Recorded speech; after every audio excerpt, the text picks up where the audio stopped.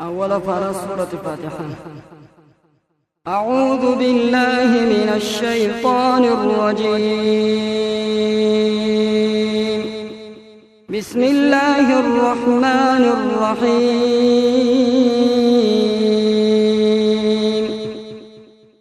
الحمد لله رب العالمين الرحمن الرحيم مالك يوم الدين إياك نعبد وإياك نستعين اهدنا الصراط المستقيم صراط الذين أنعمت عليهم غير المغضوب عليهم ولا الضالين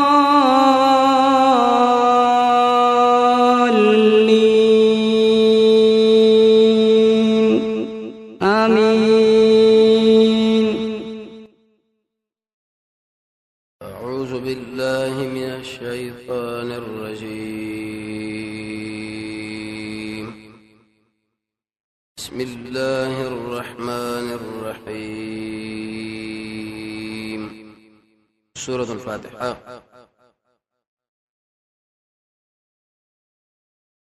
سورة ډېر فضائل دي او ډېر نمونه دي چې ډېرواله د نمونو دلالت کوي د په بهترواله باندې. دا سورت لوی سورت دی او عظیم سورت دی. یو نوم دی الفاتحه، غ سورت چې د قران افتتاح باندې شوی ده. اول کې دا ذکر شوی دی. سورۃ الحمد، اول کې لفظ حمد راغلی. سورۃ الصلاۃ، هغه سورت چې مانځه کې لوستل کېږي. نبی صلی الله علیه وسلم فرمایي بغیر دینه د مانځه صحت نه کېږي. سورۃ النور، یو نوم دی د رڼا. د رڼا سورت ته شکل انسان د لولې او د په مقتضا باندې عمل کې الله بدل رڼا نصیب کړي. بل نوم دی سورې اعظم سوره. قران کریم کې د ټولو سورتونو ډېر لوی سورت په اعتبار د مضمون او مدعا. سورۃ الشفاء، انسان چې کله نه جوړي نو کرتا اور باندې وي الله باغله صحت نصیب کړي. دلیل په حدیث ابو سعید خدری دی. سورۃ الرقیہ د دم سورت دی. دا ځان پیدا موابل هغه د مون نزان ساته چې کوم دی خلکو د ځان جوړ کړی دي. معنی هم نه معلومه. ابن قیم صاحب سلورم جل زاد المعاد، امام قرطبی اول جل خپل تفسیر کی، لسم جل کې کنز العمال، لسم جل کې امام الوسی به تفسیری مسله مبارک د دم کې لیکلی ده. دې تویله سورۃ الرقیہ، هغه سورۃ چې انسان ور باندې ځان دمای بچی به دمای ملګری. سورۃ الوافیہ، پورا سورۃ دی راګندار سره ټول قران نه. سورہ فاتحه د ټول قران نمائندګي کولې شي، لیکن دا ټول قران د سورہ فاتحه نمائندګي نشي کولای. دومره اوچت سورۃ دی. سورۃ الکافیہ، سورۃ الشافیہ، سورۃ الکنز، لوی خزانه د الله موږ لرا کړی. سورۃ تعلیم المسأله د شي سورۃ دی چې په دې کې الله د سوال طریقه موږ له خو دلیدا. سره د الله نو سوال کې نسم بیږي. سورۃ السبع المثانی، هغه سورۃ چې آیتونه دي او بار بار نازل شوه. مکه کې نازل دی او مدینه کې.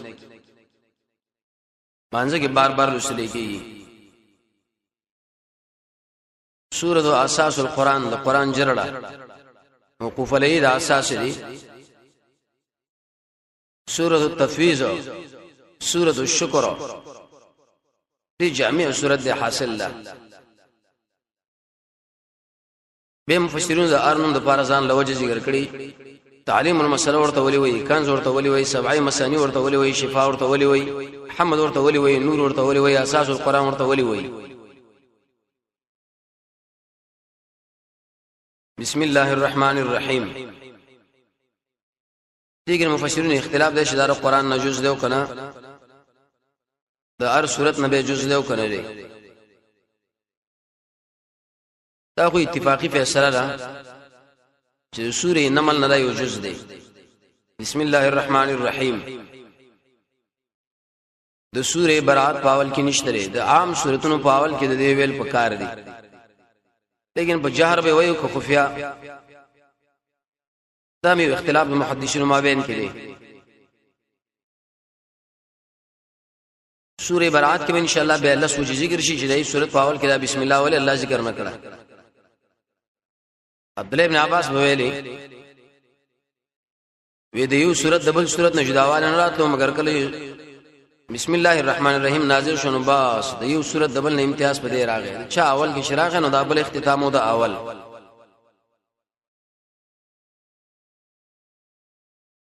بسم الله الرحمن الرحیم کې اول باقي اشاره ده له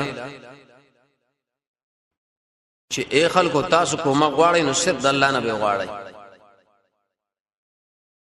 کومه غواړو مونږ نوم د الله الله شام او خاص مهربان دی، بل چانه نه غواړو مونږ. زګه ولې سورۃ له تعلیم المسأله ویلې شې دي سورۃ کې الله مونږ له خودل کړي دي څنګه مان تاسو دعاګانې غواړئ. اول زما حمد بیان کړي، صفاتونه مې بیان کړي، بندگی مالو کوي دین او سبه دعا وغواړه چې اهدنا الصراط المستقیم. عجیب طریقه الله خود لیدا. نقول بسم الله الرحمن الرحیم. اے خلقو وای کنه بسم الله. ابن جریر به لیکلی د مکه مشرکانو په شکل شروع کول ویل بسم الله والعزى، شروع کو په نام د الله او عزى باندې الله پیرا دغه شنه. بسم الله الرحمن الرحیم شروع کو په نام د الله باندې شعام او خاص مې ربان دي. لا عزر اپ کې دي اسم کله معنا د صفت ورګي کله د عالم او کله د دواړو. اهل علم دې باندې پويږي د الله په صفت کې هم د استعمالي، عالمیت کې هم د استعمالي او دواړو کې هم استعمالي. دلیل په دې باندې چې کله انسان د استعانت مرتبه کې واقع نه بیا به دا ټول استعمالي، ځکه الله له کامل توجه انسان کوي. لفظ اسم کې اشاره وشو دی چې تاسو کوم غواړئ بس الله په نومونو باندې د الله نو وسیله وغواړئ. لله الاسماء الحسنى، الله کل نومونه دي. ولی کل دي یو خدا چې د الله سره به څوک شریک نشته لري. دویم ځکه کل دي چې دا د الله رضا سره برابر دي. دریم ځکه کلی دي چې دا توقیفي دي، دې کې برزانه خبره نه کوي. خلک وایي کنه الله تعالی په نبی صلی الله علیه وسلم باندې عاشق دی. عاشق څه معنی؟ د زړه مرضی. دا څومره نقصان دی د الله بارک. کوم لفظ قرآن او سنت د الله بارک استعمال کړي اقل لفظ به استعمالي. ځان مو جوړاوه چر پلاني مولوی صاحب له خیر دی دا به جایز دی، بل ویری دی خیر دی جایز دی، سره خیر نه دی.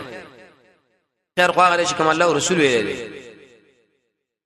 نو دې مقام کې ویل بسم الله الرحمن الرحیم خاص په امداد د نوم د الله چې عام او خاص مهربان دی. شروع کوم زه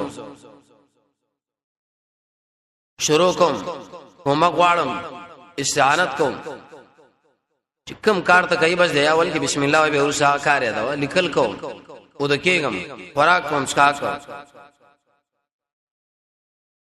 لفظ الله دا د الله علم دی نوم دی. بل معنی دا دا المستجمع لجميع صفات الكمال. څومره صفاتونه د کمال چې هغه ټول په الله کې راځي. المعبود بحق. یو عالم دی باره کتاب لیکلی فتح الله تقریبا 900 فیدی دي نوم ذکر کړی دي. 900 فیدی دومره اوچت نوم دی دا به ځان له مسله ده. مشتقل یک جامد دی چا یو قول کړي چابل، لیکن شیخ عبد السلام صاحب الموسوعه القرآنی کې لیکلي دي چې کله د الله نوم والی به مشتقین دي چې لفظ عربي والی به مشتقی دي. سره مشتق دې سره راوته لري امام بیزاوی به خپل تفسیر کې ډېر وګړه مسله لیکلې ده سکون معنا پکې ده د حیرانتیا معنا پکې ده د پټوالي معنا پکې ده اختیارمن حاجت روا دیو جن الفتح الربانی کې لیکلي دي شیخ عبد القادر جیلانی الله هغه ذات لویل شي چې ته په اعتماد کوي تمته ساتي یریږي ته زمون اعتماد هم چې نو صرف الله دی تمام جو ساتو نو صرف الله نه یریږم جو صرف الله نه درې واړه صفات راجمه کې دې ته به ویل شي الله ابن قیم فرمایي څومره صفاتونه د الله چې دا ټول په لفظ الله کې راجمه شوی دي ځکه الله ځان لپاره د عالم وګرځو د الله نه ثواب بل چا باندې دې اطلاق هم نشي کېدلی الرحمن الرحیم عام او خاص مهربان دی دا دواړه صيغه مبالغه فی الفاعلیت من بدا د الله صفات منو چې کوم داغه شان سره مناسب بعض مفسرین تعویل کوي دلته رحمت دا من رقه القلب د زړه نرمواله الله خو زړه لري جواب دا دی یو د الله صفات دی یو د مخلوق او د مخلوق جدا دی او د الله جدا دی نه بدی کې مونږ تعویل کوو نه به تحریف کوو نه به تشبیه د الله صفات ځان لمنلو د مخلوق صفات هغه به جدا منل قران او سنت چې به کله انسان مطالعه کوي تقریبا وش به اسباب د الله د رحمت دا هغه د شان سره چې کوم مناسب دی د الله او د بنده مابین کې اشتراک لفظي راغی خو لیکن کیفیت مجهوله د مخلوق د زړه نرمواله او د الله به جدا مسله فرق دار چې رحمان عام دي ځکه خدای عرش بارکه الرحمن العرش استوى دا ویلې دي ځکه د عرش تعلق ټول مخلوق سره دی څو کوئی د رحمان تعلق د دنیا سره د رحیم د آخرت سره چاویل رحمان د اسمانونو د نعمتونو سره رحیم لاندې د زمکه چاوی رحمان د دنیا سره او رحیم د قبر سره چاوی رحمان د قبر سره او رحیم د دنیا سره چاوی رحمان دا معنا چې بغیر د سوال نه مر کوي رحیم دا معنا چې سوال ته وشلې ور کوي رحمان دا معنا سوال چې وشي خوشاليږي رحیم دا معنا چې ونی شي خپکیږي رحمان دا معنا لوی نعمتونه الله ور کړی رحیم دا معنا واړه نعمتونه ور کړی دي رحمان دا معنا نعمت ور کړی دي رحیم به ساتلم دي رحمان دا معنا خلق له ملګری پیدا کړی دي رحیم دا معنا د یو تربيت کړی دي ټول معناګانې په دې کې صحیح کیږي به چونګری مقام کې مقصود اصلي دی انسانانو حاجت روي ده لفظ الله را غیر پر وسیله نو خامخا سره به دعا کې د الله نوم اخلي یا الله یا رحمان یا رحیم استعانت به پکار دی الحمدلله رب العالمین هر سورۃ د الله تقریر دی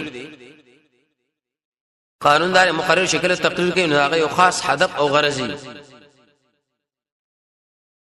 دیږي د الله دعوت دی صورت کې سره مقصد سره مفسرین ذکر کوي اثبات المحامد الله عز وجل ومراقبه الانسان ټول صفاتونه د کمال الله له ثابت دي الله بد شي بندگی کوي لکه سړی چې الله ګوري نه ګوري نه اخو تاویني به ار داوی لپاره دلیل دی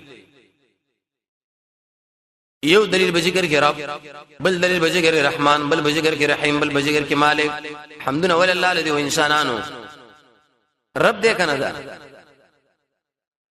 حمدنا ولله الذي ذکر مهربان دی حمدنا ولله الذي ذکر خاص مهربان دی حمدنا ولله الذي ذکر مالک د ورځې د جزا دی